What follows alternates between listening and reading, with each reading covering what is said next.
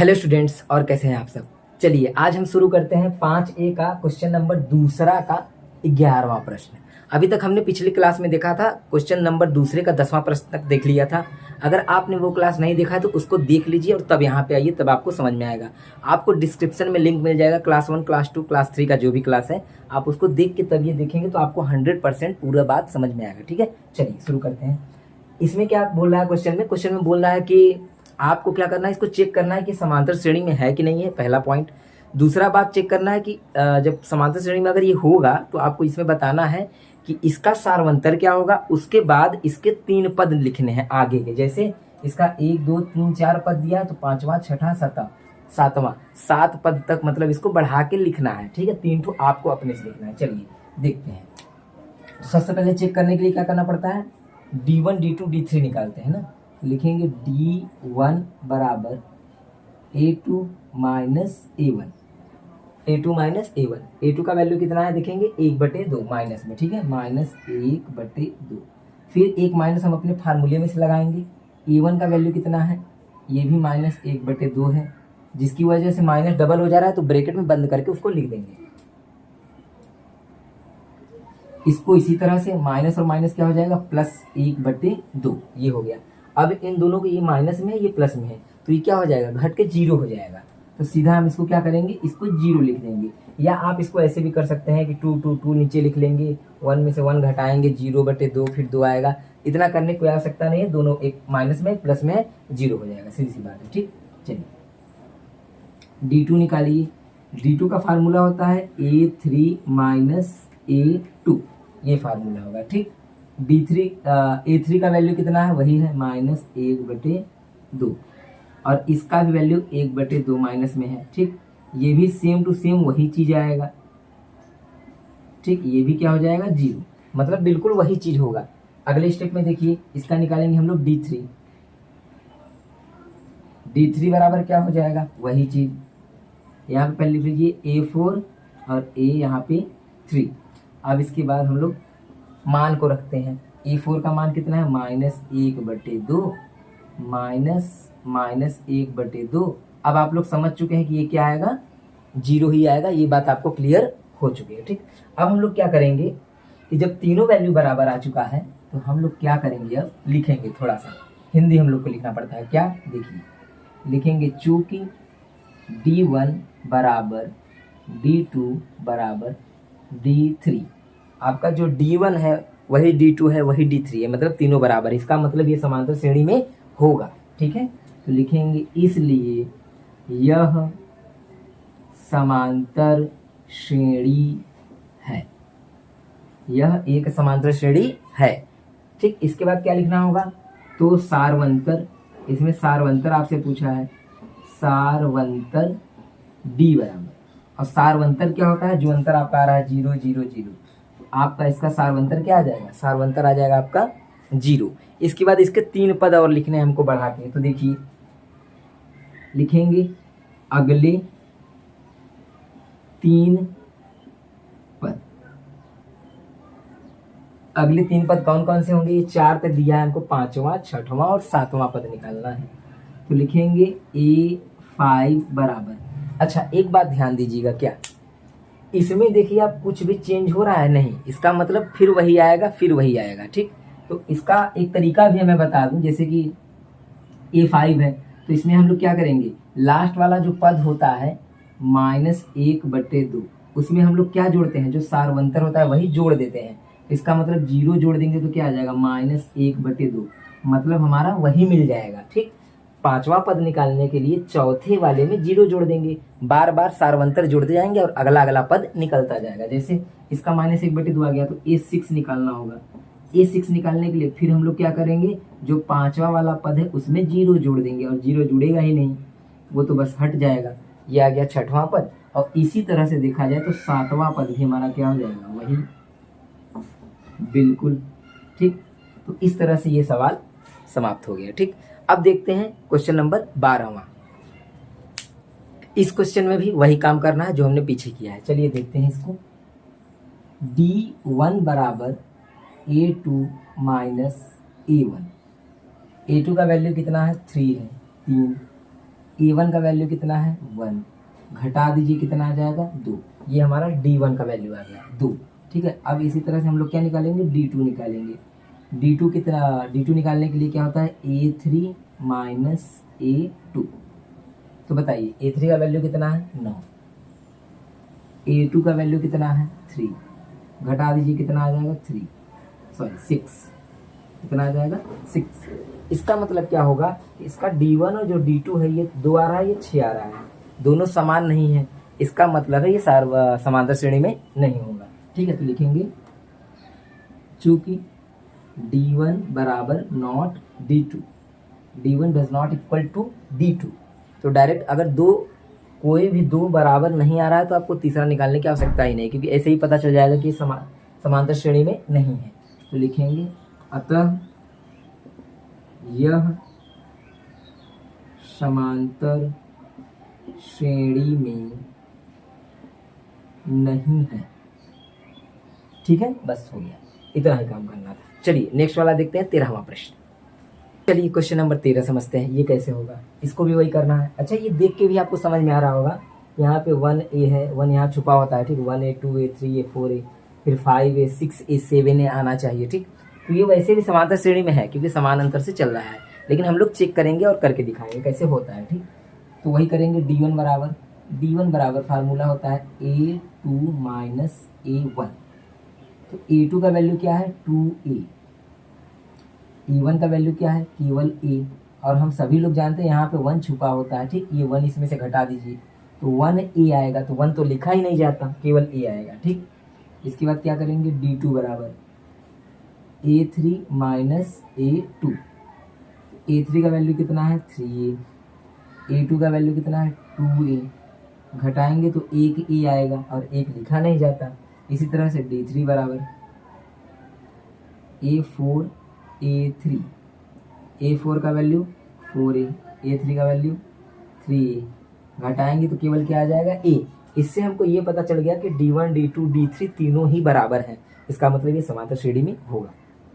ठीक, तो लिखेंगे चूंकि D1 बराबर D2 बराबर D3 तीनों बराबर है, तो लिखेंगे अतः यह समांतर श्रेणी में है, यह समांतर श्रेणी है, बात वही है। ठीक, आगे अब क्या करेंगे, हम लोग लिखेंगे सारवंतर D बराबर, सारवंतर आपको क्या मिला है A, देखिए सब में A आ रहा है ना, यही सारवंतर होता है, सभी में अंतर कितने का चल रहा है, A का अंतर चल रहा है। ठीक, तो लिखेंगे अब अगले 3 पद, आपको इसके आगे के 3 पद लिखने हैं, कौन कौन से, 5वां 6वां और 7वां। लिखेंगे A5 बराबर, तो हम लोग क्या करेंगे लास्ट वाले में जो चौथा पद है उसी में यही जोड़ते चले जाएंगे सब में A, ये बन जाएगा 5A। आपको 6ठा पद निकालना है तो ये वाला ले लीजिए, 5वां पद उसमें A जोड़ दीजिए, तो ये बन जाएगा 6A। आपको 7वां पद निकालना है तो 6ठवां वाला लेके उसमें A जोड़ देंगे, तो ये बन जाएगा 7A। ये रहा आपका तीनों। ठीक है, इस तरह से नेक्स्ट वाला देखते हैं। नेक्स्ट वाला भी बिल्कुल ऐसे ही होगा जैसे ये हुआ है। चलिए इसको लिख लीजिए, तब बताते हैं आगे। क्वेश्चन नंबर 14वां देखते हैं, ये कैसे होगा। इसमें अंडर रूट है ना, तो अगर आप चाहें तो सबसे पहले अगर कोई भी संख्या अगर करणी के अंदर से बाहर निकल सकता है तो उसे निकाल लीजिए और तब लिखिए, तो और भी अच्छे से आपको समझ में आ जाएगा। जैसे देखिए ये 3 है, ये करणी से नहीं निकल पाएगा, ये 6 है, ये भी नहीं निकल पाएगा। ठीक, क्यों, क्योंकि 3 दूनी 6 होता है, ना 3 का जोड़ा बना ना 2 का जोड़ा बना। ठीक है, जो 9 होता है वो क्या बन के निकल जाता है, 3 बन के निकल जाता है, ये आपको पता होगा। ठीक है, क्योंकि 3 त्रिका 9 होता है, 3 और 3 का जोड़ा बनेगा, 1 3 निकल जाएगा बाहर। ठीक, 12 को निकालेंगे जब ना, तो 12 में क्या होता है, 4 3 12 होता है, तो जो 4 होता है वो 2 बन के बाहर निकल जाता है, 4 2 बन के बाहर निकल जाएगा और 3 रह जाएगा अंदर। अगर आपको ये बात नहीं समझ में आ रहा तो एक बार यहाँ पे देख लीजिए। 12 को हम लोग क्या करेंगे, गुणनखंड करेंगे, जैसे एलसीएम निकालते हैं हम लोग, तो 2 से इसको काटेंगे कितनी बार में, 6 बार में, फिर 2 से काटेंगे कितनी बार में, 3 बार में, फिर 3 से काट दीजिए 1 बार में। तो आप देखेंगे 2 का जोड़ा जो है वो बन रहा है डबल, तो जो डबल बनेगा वो निकल जाएगा बाहर और जो नहीं बनेगा वो रह जाएगा अंदर, एक सिंगल बन के निकल जाता है। ठीक, तो तो ये हो गया। हमने इसको क्या किया, करनी से बाहर निकाल लिया ताकि आगे चल के जो घटाने वाला दिक्कत होगा वो नहीं होगा। ठीक, अब क्या करेंगे देखिए, अब वही फार्मूला लगाएंगे D1 बराबर, तो D1 बराबर होता है A2 माइनस A1। A2 का वैल्यू कितना है, A2 का वैल्यू कितना है, करड़ी में 6, करड़ी में 6 √6। A1 का कितना है, √3। और हम सभी लोग जानते हैं जब तक अंडर रूट के अंदर वाला अंडर रूट के अंदर वाले से नहीं मिलता ना हम उसको जोड़ सकते हैं और ना हम उसको घटा सकते हैं। और एक बात और याद रखिएगा, क्या, करनी के अंदर कभी जोड़ घटाना नहीं होता, उसके बाहर होता है। कहाँ, इसके बाहर 1 छुपा होता है, 1। अगर यहाँ पे कुछ लिखा रहेगा तभी जोड़ घटाएंगे, नहीं तो नहीं घटा सकते। तो इसको हम कुछ भी नहीं कर सकते, ज़्यादा से ज़्यादा ये कर सकते हैं, कॉमन ले सकते हैं, लेकिन उससे कोई मतलब नहीं है कॉमन लेने से। ठीक है, चलिए आगे देखते हैं। D2 बराबर ये हो जाएगा A3 माइनस A2। A3 का वैल्यू कितना है आप देखेंगे 3। A2 का वैल्यू कितना है, A2 का वैल्यू आपका है √6, करड़ी में 6। क्या ये इसमें से घट सकता है, बिल्कुल नहीं घट सकता, क्योंकि इसके पास अंडर रूट है, इसके पास √6 नहीं है। ठीक है, तो ये भी नहीं घटेगा। इसका मतलब ना तो D1 और D2 हमारा बराबर आया ही नहीं, तो लिख देंगे चूंकि D1 बराबर नहीं है D2 के, इसलिए या अतः यह समांतर श्रेणी नहीं है। बस ये रहा इसका आंसर। ठीक है, चलिए अब नेक्स्ट वाला क्वेश्चन देखते हैं, जो कि दूसरा का 15वां प्रश्न है और लास्ट क्वेश्चन है। ठीक है, चलिए देखते हैं। चलिए अब दूसरा का हम लोग 15वां क्वेश्चन देखते हैं, ये कैसे होगा।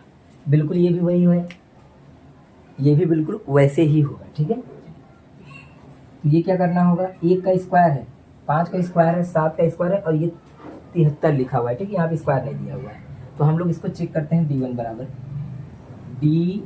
बराबर A2 माइनस A1।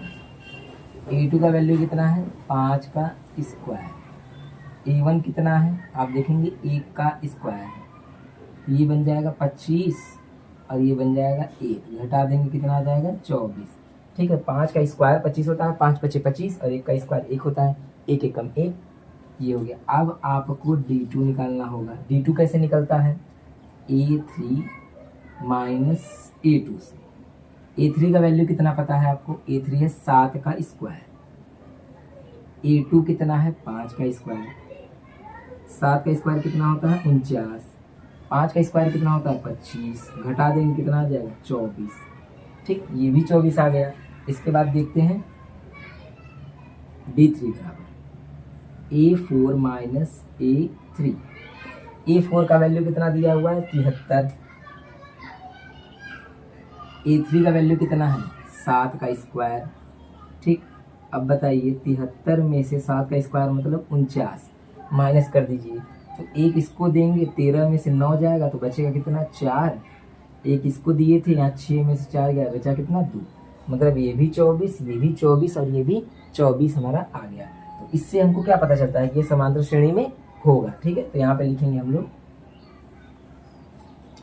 लिखेंगे चूंकि D1 बराबर D2 बराबर D3, हमारा तीनों D1 D2 D3 बराबर आ गया, तो हो क्या जाएगा, इसलिए यह एक समांतर श्रेणी है।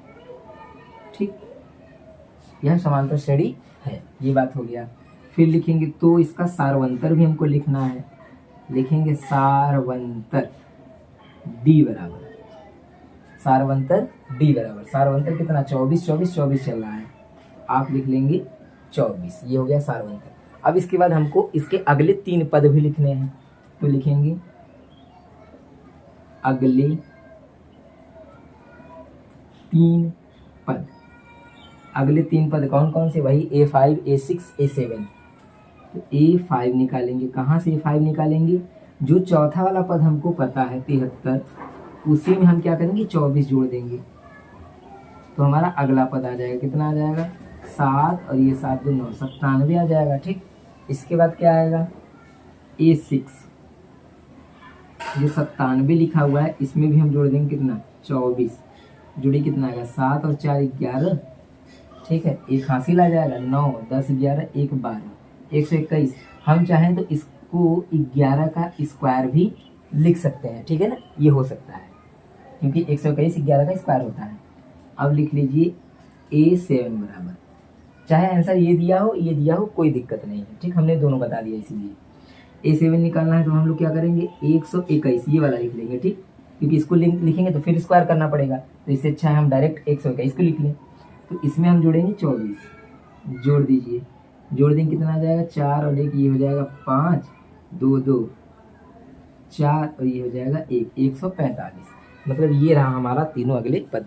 इस तरह से दूसरा में टोटल 15 प्रश्न थे और मैंने इन सभी को बारी बारी से मतलब 1 2 3 क्लास में लगभग मैंने समाप्त कर दिया इसको, ठीक है। तो अब हम लोग पढ़ेंगे अगली क्लास में इसका तीसरा प्रश्न, तीसरा चौथा और पांचवा जो भी प्रश्न होंगे अब पढ़ेंगे।